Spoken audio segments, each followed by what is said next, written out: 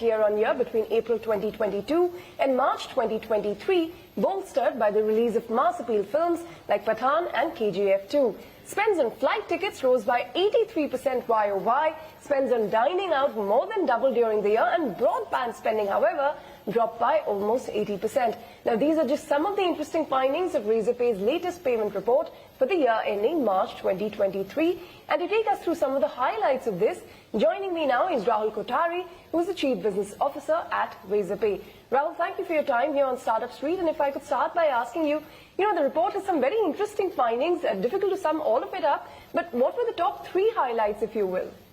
Sure. I think for me, the most interesting highlights is more anecdotal in nature, the sense that India is a country of good food, of cricket, and of movies. So some very interesting points. We saw a significant rise in number of food transactions, which swelled to 1.7 times the average during the FIFA World Cup final on 18 December between 8:30 p.m. and midnight, making it the 4th busiest Sunday in 23. On the other side, Virat's inning in the Adelaide Cricket Ground on 23rd October led to almost 40% drop in payments volume. So quite literally, Virat brought India to a standstill. Now, in addition, the release of Pathan led to a massive 70% jump in multiplex transactions. And while KGF's release also caused a 4x spike in the multiplex spending. So these are some of the very interesting highlights of the report. Well, cricket, food, what's not to love, and movies, of course. But, what is the overall picture as far as Razorpay and its, the online platform, offline platform rather, EasyTap is concerned? What is the total rise in volumes and value that you saw for the year now that you've closed it? And what is your expectation from FY24? Yeah, so we saw close to 88% increase in the offline in-store transactions. And I think what is even more interesting is what this 88% growth was contributed to. In fact, the highest spend increase was on apparel and jewelry. When COVID kind of went down and people were going out, a lot of focus was on purchasing what they wear. So apparel grew by 127%, jewelry by 88%, followed by electronics and grocery. So also, I think going ahead, we have pretty much expectation of growing to close to 80 to 100% in next year as well. Yeah. If I were to break this down segment-wise, where in FY23 did you see the sharpest rise, and where did you see the steepest declines in spends?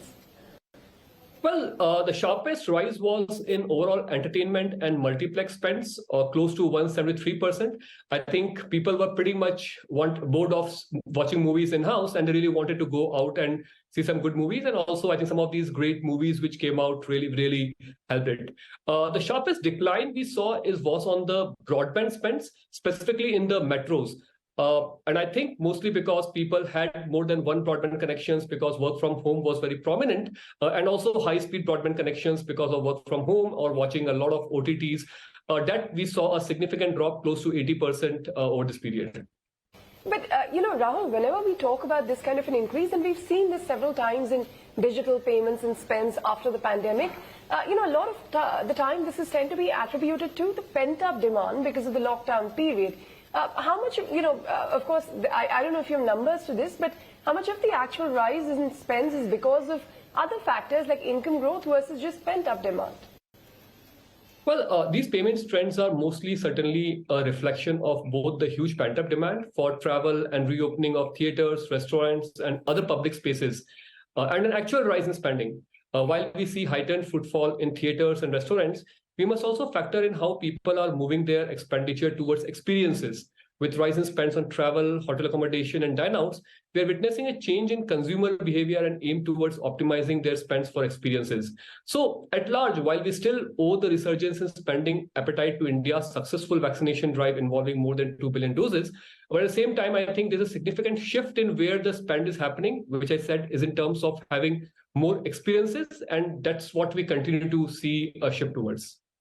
So then, would you say this is sustainable, or do you think now, going ahead, inflation, slower growth, all of that will start to eat into some of the rise in spends that we saw last year? I think a significant part of the rise will continue to happen, primarily for two reasons. One is the trend indicate that while inflation is slower, growth might affect the way the people are spending offline online.